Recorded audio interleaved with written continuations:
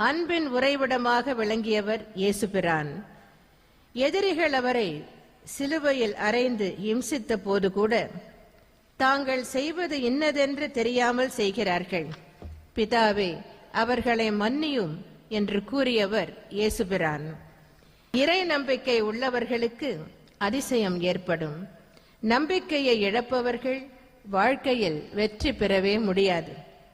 இறைவனிடம் அசைக்க முடியாத நம்பிக்கை உங்களிடம் இருந்தால் உங்கள் வாழ்வில் வெற்றி நிச்சயம். இந்த நம்பிக்கையைத்தான் இயேசு பெருமானவர்கள் வலியுறுத்துகிறார். இதை நாம் கடைபிடித்தால் நாம் கேட்டதை இறைவனிடமிருந்து பெற்றுக்கொள்ளலாம். நல்ல லட்சியங்களுக்காக வாழ வேண்டும், வாழ்வில் நற்பணிகளை செய்ய வேண்டும்.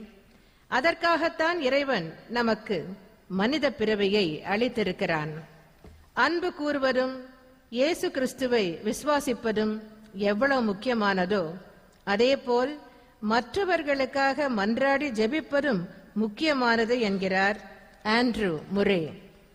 நம் நலனுக்காக மட்டுமல்லாமல் மற்றவர் நலனுக்காகவும் உலக நன்மைக்காகவும் நாம் பிரார்த்தனை செய்ய வேண்டும்.